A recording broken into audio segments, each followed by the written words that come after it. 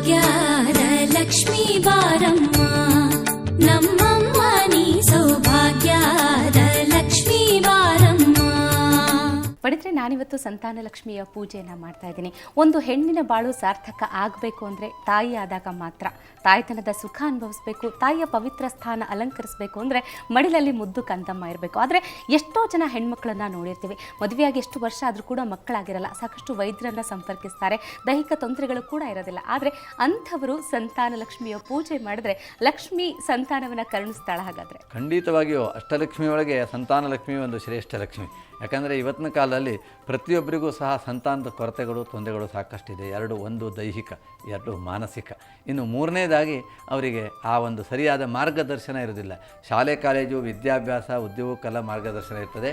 ಆ ತಾಯಿಯಕ್ಕಳಾದವರು ಆ ಮಕ್ಕಳಿಗೆ ಮದುವೆ ಆದ ಕೂಡಲೇ ಆ ಸಂತಾನದ ಬಗ್ಗೆ ಸರಿಯಾದ ಮಾರ್ಗದರ್ಶನ ಕೊಡೋದಿಲ್ಲ. ನನ್ನ ಮಗಳಿಗೆ ಇನ್ನೊಂದು 4 ವರ್ಷ ಆದಮೇಲೆ ಮಕ್ಕಳು ಆಗಬೇಕು ಅಂತ ಹೇಳ್ತಾರೆ. ತಾಯಿಯಕ್ಕಳೇ ಹೀಗೆ ಹೇಳ್ತಾರೆ, ಅದು ತಪ್ಪು. ಯಾವಾಗಲೂ ನಾವು ಮದುವೆ ಆದ ವರ್ಷವೇ ಸಂತಾನ ಲಕ್ಷ್ಮಿಯನ್ನು ಪೂಜೆ ಮಾಡಬೇಕು. ಮೊದಲಿಗೆ ಸಂತಾನ ಅನ್ನೋದು ಸಂಪತ್ತು.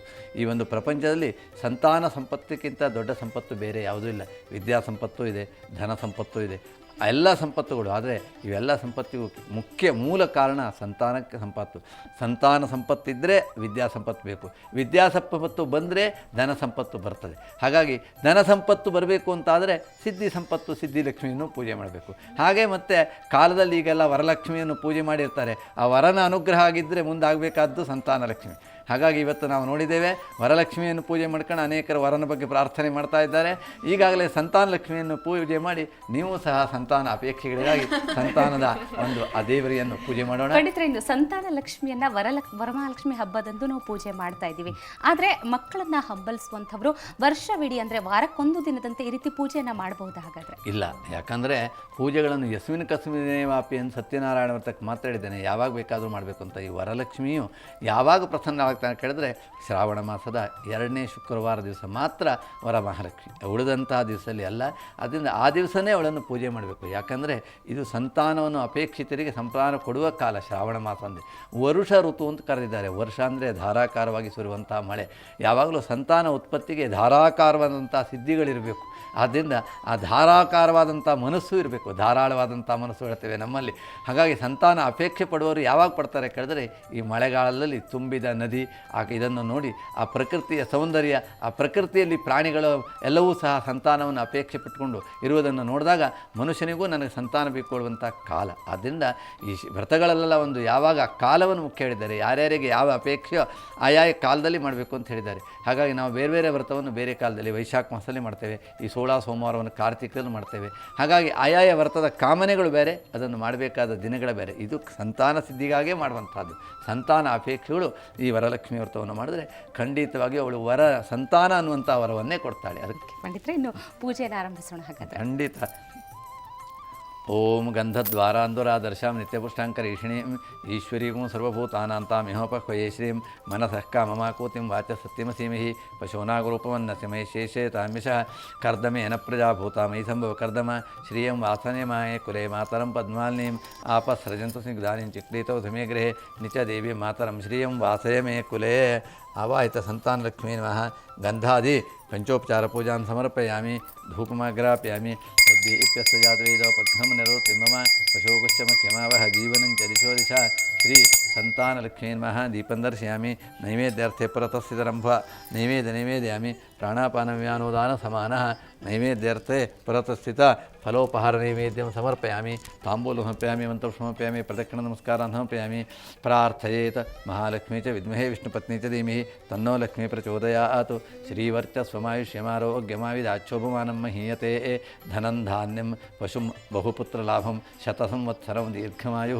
ವೀಕ್ಷಕರಿಗಾಗಿ ಈಗಾಗಲೇ ಶ್ವೇತಾ ಅವರು ಈ ಒಂದು ಸಂತಾನ ಲಕ್ಷ್ಮಿಯನ್ನು ಪೂಜೆ ಮಾಡಿ ಸಂತಾನ ಲಕ್ಷ್ಮಿಯ ಮಹತ್ವವನ್ನು ನಿಮಗೆ ತಿಳಿಸಿದ ಮೂಲಕವಾಗಿ ಯಾರ್ಯಾರು ಸಂತಾನ ಅಪೇಕ್ಷೆಗಳಿದ್ದರೂ ಅವರೆಲ್ಲರೂ ಸಹ ಇವತ್ತಿನ ದಿವಸ ಈ ಸಂತಾನ ಲಕ್ಷ್ಮಿಯನ್ನು ಮತ್ತು ಈ ವರಮಹಾಲಕ್ಷ್ಮಿಯ ವ್ರತದ ದಿವಸ ಈ ವರ ಸಿದ್ಧಿಗಾಗಿ ಮಾಡಬೇಕಾದ ಅಷ್ಟಲಕ್ಷ್ಮಿಯನ್ನು ಪೂಜೆ ಮಾಡಿ ನಿಮ್ಮ ಇಷ್ಟಾರ್ಥವನ್ನು ಈಡೇರಿಸಿಕೊಳ್ಳಿ ಹೇಳುವಂತಹ ಶುಭ ಪ್ರಾರ್ಥನೆಯನ್ನು ದೇವಗಳಲ್ಲಿ ಮಾಡಿ ಎಲ್ಲ ವೀಕ್ಷಕರಿಗೂ ಸಮಸ್ತ ವೀಕ್ಷಕರಿಗೂ ಆ ಸಂತಾನ ಲಕ್ಷ್ಮಿ ಅನುಗ್ರಹ ನೀಡಲಿ ಅಂತ ಪ್ರಾರ್ಥನೆ ಮಾಡಿಕೊಂಡಿದ್ದಾರೆ. सरसिजनिलये सरोजहस्ते धवलत्रांशुकगन्धमाल्यशोभे भगवति हरिवल्लभे मनोज्ञे त्रिभुवनभूतिकरी प्रसीदमह्यं विष्णुपत्नीं क्षमां देवीं माधवीं माधवप्रियां लक्ष्मीं प्रियसखीं देवीं नमाम्यच्युतवल्लभां महालक्ष्मी च विद्महे विष्णुपत्नी च धीमहि तन्नो लक्ष्मी प्रचोदयात् श्रीवर्चस्वमायुषमारोग्यमाविदाच्छोभमानं महीयते धनं धान्यं पशुं बहुपुत्रलाभं शतसंवत्सरं दीर्घमायुः यासा पद्मासनस्था विपुलकटितटी पद्मपुत्रा एताक्षी गंभीरा वर्तनाभिस्तनभरनमिता शुभ्रवस्त्रोत्तनीया लक्ष्मीर्दिव्यैर्गजेन्द्रैर्मणिगणकचिते स्थापिता हेमकुम्भे नित्यं सा पद्महस्ता मम वसतु गृहे सर्वमाङ्गल्ययुक्ता सिद्धलक्ष्मी मोक्षलक्ष्मी जयलक्ष्मी सरस्वती श्रीलक्ष्मी वरलक्ष्मीश्च प्रसन्ना वरदास्तमे वराङ्कुशोपाशमभीतिमुद्राङ्करैर्वहन्तीं कमलासनस्तां बालार्ककोटिद्युतिमान्तरणेत्रां प्रदेहिमाद्यां जगदीश्वरीं तां लक्ष्मीं क्षीरसमुद्रादितनया श्रीरङ्गदामेश्वरी दासीभूतसमस्तेवनितां लोकैकदीपाङ्कुरां श्रीमन्मन्दकटाक्षलभृभां ब्रह्मेन्द्रगङ्गाधरां तां त्रैलोक्यकुटुम्बिनीं सरसिजां वन्दे मुकुन्दप्रियां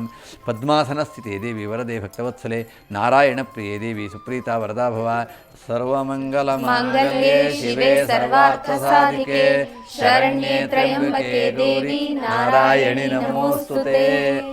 ಪಂಡಿತರೆ, ವರಮಹಾಲಕ್ಷ್ಮಿ ಹಬ್ಬದಂದು ನಾವು ಅಷ್ಟಕನ್ಯರನ್ನೆಲ್ಲ ಕರೆಸಿ ಇಲ್ಲಿ ಪೂಜೆಗಾಗಿ ಸಿದ್ಧತೆ ಕೂಡ ಮಾಡ್ಕೊಂಡಿದ್ವಿ. ಎಲ್ಲ ಪೂಜೆಗಳನ್ನು ನಿಮ್ಮ ನೇತೃತ್ವದಲ್ಲಿ ಮಾಡಿದ್ವಿ. ನಿಮಗೂ ಕೂಡ ನಾನು ಧನ್ಯವಾದ ಅರ್ಪಿಸ್ತೇನೆ. ಜೊತೆಗೆ ನೀವು ವೀಕ್ಷಕರಿಗೆ ವರಮಹಾಲಕ್ಷ್ಮಿ ಹಬ್ಬದಂದು ಏನು ಹೇಳಕ್ಕೆ ಇಷ್ಟಪಡ್ತೇನೆ? ಬಹಳ ಒಳ್ಳೆಯ ಪ್ರಶ್ನೆ ಕೇಳ್ತಾ ಇದ್ದೀರಿ. ಸುವರ್ಣವಾಹಿನಿ ಇವತ್ತು ಸುವರ್ಣಾವಕಾಶ ಮಾಡಿಕೊಡ್ತಾ ಇದೆ ವರಮಹಾಲಕ್ಷ್ಮಿ ವ್ರತವನ್ನು ಮಾಡಲಿಕ್ಕೆ. ಯಾರಿಗೂ ಸಹ ಇವತ್ತಿನ ಕಾಲದಲ್ಲಿ ಇಂಥ ಕೇಳುವ, ನೋಡುವ, ಓದುವ ಪುರುಷತ್ತಿ ಇಲ್ಲ. ಆದ್ದರಿಂದ ಟಿ ವಿ ಮುಂದೆ ಕೂತ್ಕೊಂಡು ತಾಳ್ಮೆಯನ್ನು ನೋಡ್ತಾರೆ. ನಮ್ಮ ಮನಃಶಾಂತಿಗಾಗಿ ಟಿ ವಿಯಲ್ಲಿ ಎಂತೆಂಥ ಪ್ರೋಗ್ರಾಮ್ಗಳು ಬರ್ತದೆ ಅಂತ ಭಾಳಷ್ಟು ಜನರಿಗೆ ಟಿ ವಿಯಲ್ಲಿ ಧಾರ್ಮಿಕ ಕಾರ್ಯಕ್ರಮ ಬರ್ತದೆ ಅಥವಾ ಇದು ತೋರಿಸ್ತೇವೆ ಅನ್ನೋದು ಇನ್ನೂವರೆಗೂ ಗೊತ್ತಿಲ್ಲ. ಅಂಥ ಒಂದು ಕಾರ್ಯಕ್ರಮ ಇವತ್ತು ಸುವರ್ಣವಾಹಿನಿ ಮನೆ ಮನೆ ಮುಂದೆ ಮಾಡ್ತಾ ಇದೆ. ಇದರಿಂದ ಪ್ರತಿಯೊಬ್ಬರಿಗೂ ಸಹ ಮನೆಯಲ್ಲಿ ಭಕ್ತಿ ಶ್ರದ್ಧೆ, ಹಾಗೆ ಅವರಿಗೂ ವ್ರತ ಮಾಡಬೇಕು ಅನ್ನುವಂಥ ಮನಸ್ಸಿದ್ದವರಿಗೆ, ಹಾಗೆ ಅನೇಕರಿಗೆ ಅನೇಕ ರೀತಿಯಾದ ಸಂಕಟಗಳಿದೆ. ಸಂತಾನ ಇಲ್ಲದೆ ಇರುವವರು, ಮಕ್ಕಳಿಗೆ ಕಲಿಸಿದ್ದಾರೆ, ವಿದ್ಯೆ ಕಲಿತಿದ್ದಾರೆ, ಓದಿದ್ದಾರೆ, ಮದುವೆ ಆಗದೇ ಇದ್ದಂಥವರು, ಹಾಗೆ ಇನ್ನೂ ಅನೇಕ ರೀತಿಯಾದ ಸಾಂಸಾರಿಕ ತೊಂದರೆ ಕಷ್ಟಗಳಲ್ಲಿದ್ದವರಿಗೆ ಇಂಥ ಪೂಜೆ ವಿಧಾನಗಳಿದೆ. ಆ ಧಾರ್ಮಿಕ ಶ್ರದ್ಧಾವಂತರು ಇಂಥ ಪೂಜೆಯನ್ನು ಮಾಡುವುದಕ್ಕೆ ಉತ್ತಮವಾದ, ಅತ್ಯಂತ ಸುಲಭವಾದ, ಸೂಕ್ತವಾದ, ಸುಗಮವಾದಂಥ ಮಾರ್ಗದರ್ಶನ ಸುವರ್ಣವಾಹಿನಿಯಲ್ಲಿ ಆಗ್ತಾ ಇದೆ ಅಂದರೆ ಖಂಡಿತವಾಗಿಯೂ ಶ್ಲಾಘನೀಯ. ಪಂಡಿತರೆ, ವರಮಹಾಲಕ್ಷ್ಮಿ ಹಬ್ಬದ ವಿಶೇಷತೆಗಳನ್ನು ತಿಳಿಸಿಕೊಡೋದರ ಜೊತೆಗೆ ಅಷ್ಟಲಕ್ಷ್ಮಿಯರ ಪೂಜೆಯ ನೇತೃತ್ವವನ್ನು ಕೂಡ ವಹಿಸಿದ್ರಿ ನೀವು. ತಮಗೆ ಧನ್ಯವಾದ. ನಮಸ್ಕಾರ. ಇನ್ನು ಎಲ್ಲ ಪೂಜೆ ಮಾಡಿದಂತಹ ಕನ್ಯರಿಗೂ ತಾರೆಯರಿಗೂ ನನ್ನ ಪರವಾಗಿ ಶುಭಾಶಯಗಳನ್ನು ತಿಳಿಸ್ತೀನಿ, ಧನ್ಯವಾದವನ್ನು ಅರ್ಪಿಸ್ತೀನಿ. ಜೊತೆಗೆ ಎಲ್ರಿಗೂ ಕೂಡ ವರಮಹಾಲಕ್ಷ್ಮಿ ಹಬ್ಬದ ಶುಭಾಶಯಗಳು. ನೀವು ಕೇಳಿದಂಥ ವರವನ್ನ ಲಕ್ಷ್ಮಿ ಕರುಣಿಸಲಿ ಅಂತ ನಾನು ಕೂಡ ಆಶಿಸ್ತೀನಿ. ವರಮಹಾಲಕ್ಷ್ಮಿ ಹಬ್ಬದ ಶುಭಾಶಯಗಳು. ಭಾಗ್ಯದ ಲಕ್ಷ್ಮೀ ಬಾರಮ್ಮ ನಮ್ಮಮ್ಮ ನೀ ಸೌಭಾಗ್ಯದ ಲಕ್ಷ್ಮೀ ಬಾರಮ್ಮ. ಭಾಗ್ಯದ ಲಕ್ಷ್ಮೀ ಬಾರಮ್ಮ ನಮ್ಮಮ್ಮ ನೀ ಸೌಭಾಗ್ಯದ ಲಕ್ಷ್ಮೀ ಬಾರಮ್ಮ. ವೀಕ್ಷಕರೇ, ವರಮಹಾಲಕ್ಷ್ಮಿ ಹಬ್ಬದಂದು ಅಷ್ಟಕನ್ಯರೆಲ್ಲ ಸೇರಿ ಅಷ್ಟಲಕ್ಷ್ಮಿಯರ ಪೂಜೆಯನ್ನ ನೆರವೇರಿಸಿದ್ದೇವೆ.